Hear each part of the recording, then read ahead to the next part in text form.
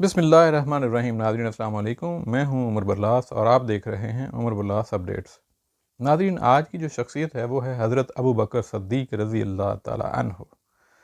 آپ کا نام و نسب یہ ہے، نام عبداللہ تھا، کنیت ابو بکر اور لقب صدیق اور عتیق۔ والد کا نام عثمان اور کنیت ابو قحافہ تھی۔ اسی طرح والدہ کا نام سلمہ اور کنیت ام الخیر۔ رشتہ کے لحاظ سے آپ اپنے شوہر کی چچا زاد بہن تھیں۔ سیدنا ابو بکر رضی اللہ عنہ کا تعلق قریش کی ایک شاخ بنو تیم سے تھا۔ والد کی طرف سے آپ کا سلسلہ نسب یہ ہے: عبداللہ بن عثمان بن عامر بن عمر بن کعب بن سعد بن تیم بن مرہ بن کعب بن غالب بن فہر بن فخر بن مالک بن کنانہ، اور والدہ کی طرف سے آپ کا نسب نامہ ہے سلمہ بنت صخر بن عمر بن کعب۔ سیدنا ابو بکر رضی اللہ عنہ کے والد ماجد ابو قحافہ عثمان معززین مکہ میں سے تھے اور عمر کی کافی منزلیں طے کر چکے تھے، اور یہ فتح مکہ کے روز مسلمان ہوئے تھے۔ اس کا واقعہ کچھ یوں ہے: رسول اکرم صلی اللہ علیہ وآلہ وسلم مسجد میں تشریف فرما تھے کہ یہ اپنے فرزند ارجمند سیدنا ابو بکر صدیق رضی اللہ تعالی عنہ کے ساتھ آپ کی بارگاہ میں حاضر ہوئے۔ حضور اکرم صلی اللہ علیہ وسلم نے دیکھ کر فرمایا، ابو بکر، تم نے انہیں کیوں تکلیف دی؟ میں ان کے پاس آ جاتا۔ رسول اللہ صلی اللہ علیہ وسلم نے ان کے سینے پر ہاتھ پھیرا اور ابو قحافہ مسلمان ہوئے۔ ابو قحافہ نے بڑی لمبی عمر پائی اور 14 ہجری میں 97 برس کی عمر میں انتقال فرمایا۔ ناظرین، آپ رضی اللہ عنہ کی والدہ ماجدہ سیدہ ام الخیر سلمہ بنت صخر اپنے شوہر سے پہلے اسلام لائی تھیں۔ انہوں نے بھی طویل عمر پائی اور سیدنا ابو بکر صدیق کے بعد، لیکن ابو قحافہ کے انتقال سے قبل انتقال فرمایا۔ سیدنا ابو بکر رضی اللہ عنہ عام الفیل کے واقعے کے 2.5 سال بعد پیدا ہوئے۔ آپ جناب رسول صلی اللہ علیہ وسلم سے تقریباً 3 برس چھوٹے تھے۔ والدین نے نام عبداللہ رکھا۔ آپ کا لقب صدیق تھا، جس کی وجہ یہ ہے کہ رسول اللہ صلی اللہ علیہ وآلہ وسلم نے معراج کی رات جبرائیل سے پوچھا کہ اس واقعے کی تصدیق کون کرے گا؟ انہوں نے کہا کہ ابو بکر آپ کی تصدیق کریں گے، وہ صدیق ہیں۔ کتابوں میں آپ کا ایک اور لقب عتیق بھی آتا ہے، کیونکہ ایک مرتبہ رسول اللہ صلی اللہ علیہ وآلہ وسلم نے ان کو دیکھ کر فرمایا تھا، تم اللہ کی طرف سے جہنم سے آزاد ہو۔ سیدنا صدیق اکبر رضی اللہ عنہ کا ذریعہ معاش تجارت تھا، چنانچہ آپ نے اپنا پہلا تجارتی سفر 18 سال کی عمر میں کیا۔ آپ کپڑے کی تجارت کرتے تھے۔ بہت بڑا تاجر ہونے کے ناطے اور عقل و فہم اور اصابت رائے کی وجہ سے قریش میں شناخت کی خدمت ان کے ذمہ تھی، یعنی کہ اگر کوئی قتل کا واقعہ پیش آ جاتا تو قاتل سے دیت اور خون بہا لینے کا معاملہ ان کے ذمہ ہوتا۔ علم النصاب میں بھی آپ کا ایک خاص مقام تھا۔ آپ رضی اللہ عنہ ابتدا ہی سے سلیم فطرت تھے، چنانچہ زمانہ جاہلیت میں بھی بت پرستی اور شراب نوشی سے نفرت تھی۔ آپ کا مزاج رسول اللہ کے مزاج سے ایک خاص مشابہت و مناسبت رکھتا تھا۔ ناظرین، سیدنا ابو بکر صدیق رضی اللہ عنہ کو رسول اللہ صلی اللہ علیہ وآلہ وسلم سے خاص محبت تھی، جس کی بنا پر دوستی کا رشتہ قائم ہو گیا تھا۔ ان دیرینہ تعلقات کی وجہ سے آپ قریباً ہر روز ملتے تھے۔ چنانچہ سیدہ عائشہ فرماتی ہیں کہ ہم پر کوئی دن ایسا نہیں گزرا جبکہ رسول اللہ صلی اللہ علیہ وآلہ وسلم صبح و شام ہمارے گھر نہ آتے ہوں۔ اسی دوستی کے ناطے اور گزشتہ صحبتوں کے تجربات کی وجہ سے سیدنا ابو بکر رضی اللہ عنہ کے سامنے جب رسول اللہ صلی اللہ علیہ وآلہ وسلم نے اسلام پیش کیا تو آپ نے اسے اسی وقت قبول کر لیا۔ روایات میں یہ ہے کہ سیدنا صدیق اکبر رضی اللہ عنہ سب سے پہلے ایمان لائے تھے۔ سید الفقہاء امام ابو حنیفہ رحمۃ اللہ علیہ فرماتے ہیں، آزاد مردوں میں سب سے پہلے ابو بکر ایمان لائے، عورتوں میں سیدہ خدیجہ، غلاموں میں زید بن حارثہ اور بچوں میں سیدنا علی بن ابی طالب ایمان لائے تھے۔ ناظرین، جو ہی سیدنا ابو بکر رضی اللہ عنہ نے اسلام قبول کیا، فوراً اس نظریہ کی اشاعت بھی شروع کر دی۔ چنانچہ آپ کی دعوت پر سیدنا عثمان، سیدنا زبیر، سیدنا عبد الرحمن بن عوف، سیدنا سعد بن ابی وقاص اور سیدنا طلحہ بن عبید اللہ جیسے جلیل القدر صحابہ دولت ایمان سے مشرف ہوئے۔ اسی طرح سیدنا عثمان بن مظعون، سیدنا ابو عبیدہ بن جراح، سیدنا ابو سلمہ اور سیدنا خالد بن سعید بن عاص جیسے حضرات بھی آپ ہی کی تبلیغ سے دائرہ اسلام میں داخل ہوئے۔ رسول اللہ صلی اللہ علیہ وآلہ وسلم جب مختلف قبائل میں تبلیغ اسلام کے لیے تشریف لے جاتے تو روایات بتاتی ہیں کہ ابو بکر رضی اللہ عنہ بھی آپ صلی اللہ علیہ وآلہ وسلم کے ساتھ ہوتے تھے، اور اکثر ملاقات کے دوران لوگوں میں آپ صلی اللہ علیہ وسلم کو متعارف کرواتے۔ جو ہی رسول اللہ صلی اللہ علیہ وآلہ وسلم نے اعلان نبوت فرمایا تو مکہ کے ہر گلی کوچہ سے لوگ آپ صلی اللہ علیہ وآلہ وسلم کی مخالفت میں اٹھ کھڑے ہوئے۔ چنانچہ ایک مرتبہ آپ صلی اللہ علیہ وآلہ وسلم بیت اللہ میں نماز پڑھ رہے تھے کہ عقبہ بن ابی معیط نے اپنی چادر آپ کی گردن میں ڈال کر اس زور سے اس کو بل دیا کہ آپ صلی اللہ علیہ وآلہ وسلم کا دم گھٹنے لگا۔ اتنے میں سیدنا صدیق اکبر رضی اللہ عنہ پہنچ گئے۔ انہوں نے عقبہ کو دھکا دے کر پیچھے ہٹایا اور فرمایا، ظالموں، کیا تم اس شخص کو قتل کرنا چاہتے ہو جو کہتا ہے کہ میرا رب اللہ ہے؟ ناظرین، حضرت ابو بکر رضی اللہ عنہ نے بہت سے غلاموں کو بھی آزاد کیا۔ ان میں سیدنا بلال، سیدنا عامر بن فہیرہ، سیدنا ابو فقیہ، سیدنا حلبینہ، سیدنا زنیرہ، سیدہ نہدیہ، سیدہ ام عبیس، ان سب کو اپنے مال سے خرید کر حضرت ابو بکر صدیق رضی اللہ عنہ نے آزاد کیا اور انہیں قریش کے ظلم شدید سے نجات دلائی۔ سیدنا ابو بکر رضی اللہ عنہ نے ایک طرف تو اپنے مال سے ان غلاموں کو خرید کر ان کی داد رسی کی، اور دوسری طرف جہاں بھی اسلام کو مال کی ضرورت پڑی آپ رضی اللہ عنہ نے وہاں بے دریغ مال خرچ کیا۔ چنانچہ رسول اکرم صلی اللہ علیہ وآلہ وسلم فرمایا کرتے تھے کہ ابو بکر کے مال نے مجھے جو فائدہ دیا ہے وہ کسی اور کے مال نے نہیں دیا۔ ناظرین، سیدنا ابو بکر رضی اللہ عنہ کی ذاتی زندگی نہایت سادہ تھی۔ کپڑے نہایت سادہ اور موٹے موٹے ہوتے تھے، غذا بھی سادہ ہوتی۔ خلافت کے بعد تو سادگی میں اور بھی اضافہ ہو گیا۔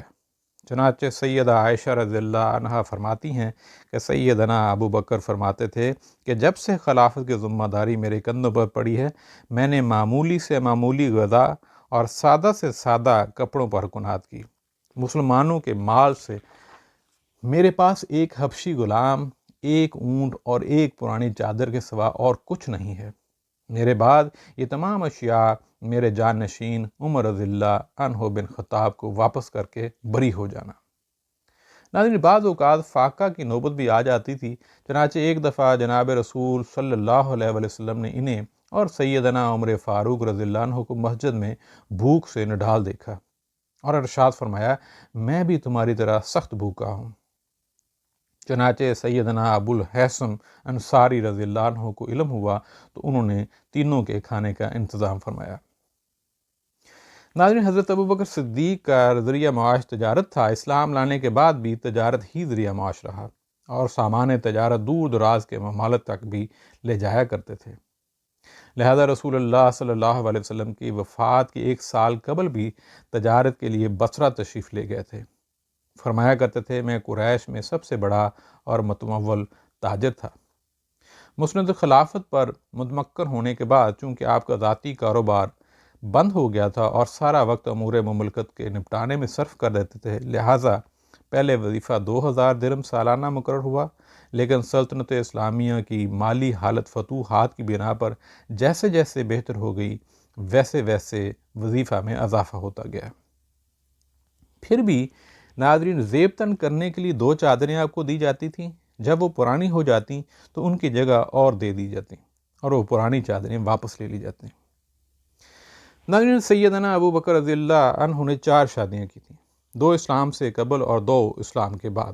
جن 2 خواتین سے اسلام لانے سے پہلے عقد کیا، ان میں قتیلہ بنت عبد العزیٰ اور دوسری ام رمان رضی اللہ عنہا تھیں۔ قتیلہ بنت عبد العزیٰ کا اسلام لانا مشکوک ہے، لیکن ان سے ایک لڑکا سیدنا عبداللہ رضی اللہ عنہ اور ایک لڑکی سیدہ اسماء رضی اللہ عنہ پیدا ہوئیں۔ ام رمان رضی اللہ عنہ اسلام لائیں اور انتقال کے وقت جب وہ رسول اللہ صلی اللہ علیہ وسلم نے ان کی نعش کو قبر میں اتارا تو ان کے لیے خصوصی دعائے مغفرت فرمائی اور فرمایا، اے اللہ، تو جانتا ہے کہ ام رمان نے تیرے لیے اور تیرے پیغمبر کے لیے کیا کیا مصیبتیں اٹھائی ہیں۔ ام رمان سے ناظرین، سیدنا عبد الرحمن رضی اللہ عنہ اور ام المومنین سیدہ عائشہ رضی اللہ عنہ پیدا ہوئیں۔ اسلام لانے کے بعد جن دو خواتین سے شادی کی، ان میں سیدہ حبیبہ بنت خارجہ اور سیدہ اسماء بنت امیس۔ اسی طرح سیدہ حبیبہ کے بطن سے سیدنا ابو بکر کی سب سے چھوٹی صاحبزادی سیدہ ام کلثوم پیدا ہوئیں۔ حضرت اسماء بنت امیس رضی اللہ عنہ ام المومنین سیدہ میمونہ کی ماں شریک بہن تھیں۔ سیدنا جعفر طیار کی شہادت کے بعد سیدنا ابو بکر نے ان سے نکاح کیا۔ سیدہ اسماء کو 2 دفعہ ہجرت کا شرف حاصل ہوا۔ سیدنا ابو بکر رضی اللہ عنہ بھی ان کی فضیلت کے قائل تھے اور انہوں نے ہی وصیت کے مطابق سیدنا ابو بکر صدیق کو غسل دیا تھا۔ ان سے آپ کا ایک لڑکا محمد بن ابی بکر پیدا ہوا۔ یہ سیدنا علی کا ربیب تھا، کیونکہ سیدنا اسماء رضی اللہ عنہ نے سیدنا ابو بکر کے انتقال کے بعد سیدنا علی سے نکاح کر لیا تھا۔ ناظرین، حضرت ابو بکر صدیق رضی اللہ عنہ کے 3 بیٹے اور 3 بیٹیاں تھیں۔ عبد الرحمن بن ابی بکر یہ حضرت ابو بکر رضی اللہ عنہ کا سب سے بڑا بیٹا تھا، جو یوم حدیبیہ کے روز ایمان لایا۔ اسی طرح عبداللہ بن ابی بکر یہ غار ثور کے زمانہ میں سارا دن لوگوں کی باتیں سنتا رہتا اور رات کو اپنے والد اور رسول اللہ کو سناتا تھا۔ طائف کی جنگ میں انہیں کاری زخم آیا، جس کی وجہ سے وہ خلافت صدیقی میں مدینہ منورہ میں فوت ہو گیا۔ ناظرین، اسی طرح محمد بن ابی بکر یہ اسماء بنت امیس کے بطن سے تھا اور حجۃ الوداع کے سال پیدا ہوا اور سیدنا علی کی گود میں پرورش پائی۔ انہوں نے اس کو مصر کا گورنر بنایا اور پھر یہ وہیں پہ قتل ہوئے۔ ناظرین، چوتھی اولاد حضرت اسماء بنت ابی بکر، ان کا لقب ذات التقین تھا۔ حضرت عائشہ سے یہ 10 سال بڑی تھیں۔ یہ سیدنا زبیر بن عوام کی زوجہ محترمہ تھیں۔ انہوں نے زبیر بن عوام کی میت میں ہی ہجرت فرمائی تھی۔ یہ اس وقت حاملہ تھیں، چنانچہ عبداللہ بن زبیر رضی اللہ عنہ ان کے ہاں ہجرت کے بعد پیدا ہوئے اور یہ مہاجرین کے سب سے پہلے مولود تھے جو مدینہ میں ہجرت کے بعد پیدا ہوئے۔ سیدہ اسماء رضی اللہ عنہ کی عمر تقریباً 100 سال تھی۔ وہ حواس میں آخر تک صحیح سلامت تھی اور نہ ہی ان کا اس عمر میں کوئی دانت گرا تھا۔ انہوں نے رسول اللہ صلی اللہ علیہ وسلم سے 156 احادیث سنی تھی اور وہ نہایت سخی خاتون تھیں اور 73 ہجری میں مکہ مکرمہ میں ان کا انتقال ہوا تھا۔ ناظرین، اسی طرح 5ویں اولاد میں سیدہ عائشہ رضی اللہ تعالی عنہا، جو کہ رسول اللہ صلی اللہ علیہ وسلم سے ان کی 16 سال کی عمر میں نکاح ہوا اور 19 سال کی عمر میں رخصتی ہوئی تھی۔ ناظرین، 6 سال کی عمر میں نکاح کرنے کی روایات درست نہیں ہیں۔ ان کا نکاح ماہ شوال میں ہوا اور وہ تمام عورتوں میں سب سے زیادہ عالم تھیں۔ رسول اللہ صلی اللہ علیہ وسلم نے ان کی کنیت ام عبداللہ رکھی تھی۔ آپ بہت زیادہ عالم تھیں۔ رسول اللہ سے 2210 احادیث روایت کی ہیں۔ آپ کی وفات سن 57 ہجری میں ہوئی اور حضرت عائشہ کی کوئی اولاد نہیں تھی۔ ناظرین، اسی طرح 6ٹھی اولاد حضرت ابو بکر صدیق رضی اللہ عنہ کی ام کلثوم بنت ابی بکر تھی۔ ان کی والدہ حبیبہ بنت خارجہ تھیں۔ سیدنا ابو بکر رضی اللہ عنہ نے اپنی بیٹی سیدہ عائشہ رضی اللہ عنہ سے وفات کے وقت فرمایا تھا کہ میرے بعد خارجہ کے بطن سے لڑکی پیدا ہوگی، چنانچہ یہ باپ کی وفات کے بعد پیدا ہوئیں اور سیدنا طلحہ بن عبید اللہ کے ساتھ ان کی شادی ہوئی تھی، جو جنگ جمل میں شہید ہو گئے تھے۔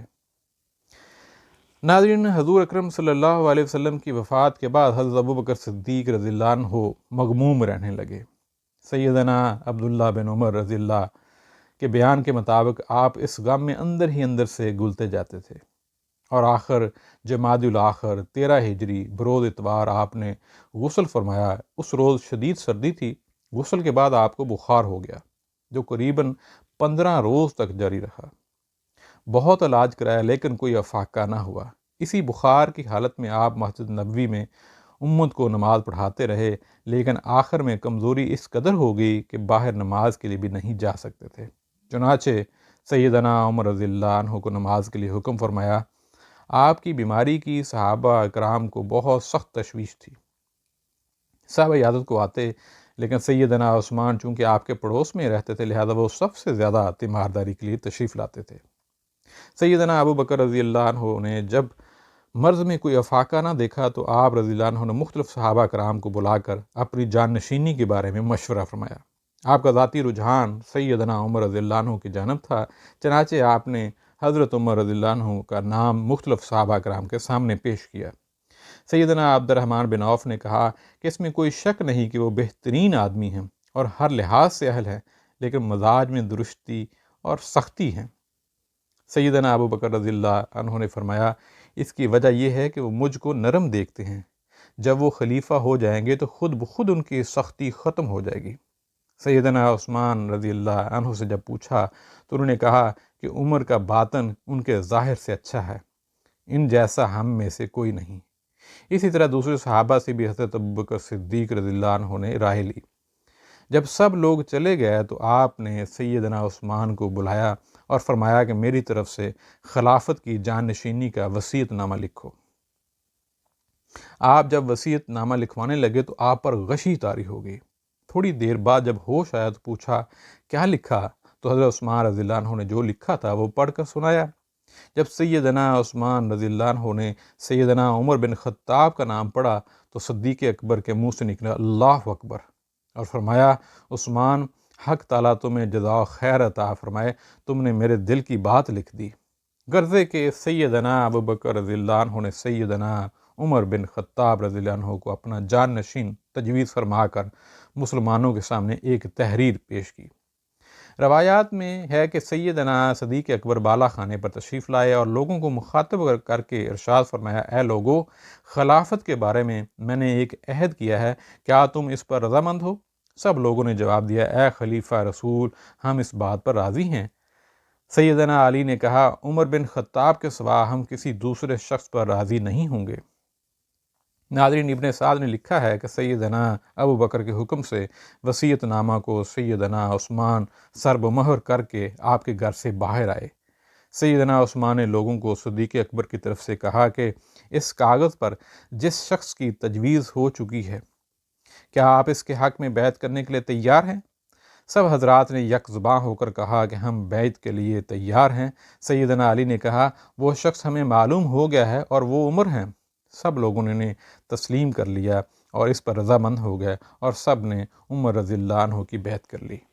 سیدنا عمر کے بارے میں جان نشینی کی وصیت کے بعد سیدنا ابو بکر رضی اللہ عنہ نے سیدنا عمر کو بلایا اور انہیں بڑی کارآمد وصیتیں کی۔ ناظرین، باتوں سے فارغ ہونے کے بعد آپ رضی اللہ عنہ نے ذاتی اور خانگی امور کے بارے میں بھی کچھ باتیں فرمائی۔ آپ نے ام المومنین سیدہ عائشہ کو مدینہ طیبہ یا بحرین کے نواح میں ایک جاگیر دی تھی۔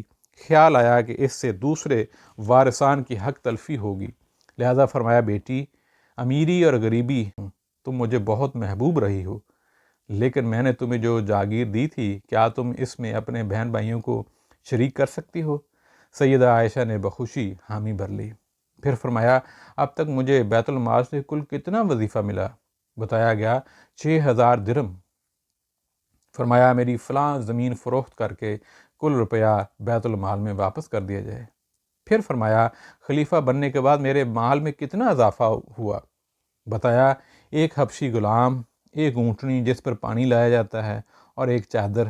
فرمایا، میرے انتقال کے بعد ان تینوں چیزوں کو عمر رضی اللہ عنہ کے پاس بھیج دینا۔ چنانچہ جب یہ چیزیں سیدنا فاروق اعظم کی خدمت میں پہنچیں تو وہ روتے جاتے تھے اور کہتے جاتے تھے، ابو بکر، تم اپنے جان نشینوں کے لیے بہت مشکل نمونہ چھوڑ کے گئے ہو۔ سیدنا عائشہ رضی اللہ عنہ کا بیان ہے کہ آپ رضی اللہ عنہ نے یہ بھی فرمایا کہ تجہیز و تکفین کے بعد دیکھنا کہ کوئی چیز تو نہیں رہ گئی، اور اگر ہو تو اس کو بھی خلیفہ عمر کے پاس پہنچا دینا۔ چنانچہ جائزہ لیا گیا، لیکن بیت المال کی کوئی اور شے نہ نکلی۔ بعد میں سیدہ عائشہ رضی اللہ عنہ سے پوچھا کہ سرکار دو عالم کو کتنے کپڑوں میں کفن دیا گیا تھا؟ انہوں نے کہا، 3 کپڑوں میں۔ سیدنا ابو بکر اس وقت 2 پھٹے پرانے کپڑے زیب تن کیے ہوئے تھے، ان کی طرف اشارہ کر کے فرمایا، 2 تو یہ ہیں اور تیسرا کپڑا بازار سے خرید لانا اور تینوں کپڑوں میں مجھے دفنا دینا۔ سیدہ عائشہ نے کہا، ابا جان، ہم تینوں نئے کپڑے بازار سے خرید لیں گے۔ فرمایا، بیٹی، نئے کپڑوں کے زندہ لوگ مردہ لوگوں سے زیادہ مستحق ہوتے ہیں۔ یہ کفن کے کپڑے تو لہو اور پیپ کے لیے ہیں، یعنی خراب ہونے کے لیے ہیں۔ پھر اپنی اہلیہ سیدہ اسما بنت عمیس رضی اللہ عنہ سے فرمایا کہ مجھے تم ہی غسل دینا۔ انہوں نے کہا یہ کام میرے لیے ممکن نہیں۔ فرمایا تمہارا بیٹا عبد الرحمن تمہاری مدد کرے گا، وہ پانی ڈالتا رہے گا۔ پھر پوچھا آج کون سا دن ہے؟ بتایا گیا دوشنبہ۔ پوچھا کہ رسول اللہ صلی اللہ علیہ وآلہ وسلم کا انتقال کس روز ہوا تھا؟ جواب دیا گیا دوشنبہ کے دن۔ فرمایا مجھے امید ہے کہ میرا انتقال بھی آج ہی کے دن ہوگا۔ پھر فرمایا کہ مجھے رسول اللہ صلی اللہ علیہ وآلہ وسلم کے پہلو میں دفن کیا جائے۔ ناظرین، ان وصیتوں کے بعد موت کا سلسلہ شروع ہو گیا۔ آخر کار 22 جمادی الاخر 13 ہجری بروز دوشنبہ مغرب اور عشاء کے درمیان خلافت و امامت کا یہ سورج غروب ہو گیا۔ انا للہ و انا الیہ راجعون۔ رات ہی کو وصیت کے مطابق آپ کی اہلیہ محترمہ سیدہ اسماء بنت عمیس رضی اللہ عنہ نے سیدنا عبد الرحمن بن ابی بکر کی معاونت سے غسل دیا۔ جانشین ابو بکر سیدنا عمر رضی اللہ عنہ نے نماز جنازہ پڑھائی اور سیدنا عمر، سیدنا عثمان، سیدنا طلحہ اور سیدنا عبد الرحمن بن ابی بکر نے قبر میں اتارا۔ وفات کے وقت آپ کی عمر رسول اللہ صلی اللہ علیہ وآلہ وسلم کی عمر مبارک کے برابر 63 سال تھی اور مدت خلافت 2 سال 3 ماہ اور 11 دن تھی۔ آپ کی وفات پر سیدنا علی رضی اللہ عنہ نے فرمایا آج خلافت نبوت منقطع ہو گئی۔ ناظرین، اللہ تعالی ہمیں ان صحابہ کرام کی زندگی کے نقش قدم پر چلنے کی توفیق عطا فرمائے۔ اپنا خیال رکھیے گا۔ انشاءاللہ پھر کسی اور دن کسی اور ٹاپک کے ساتھ حاضر ہوں گے۔ السلام علیکم۔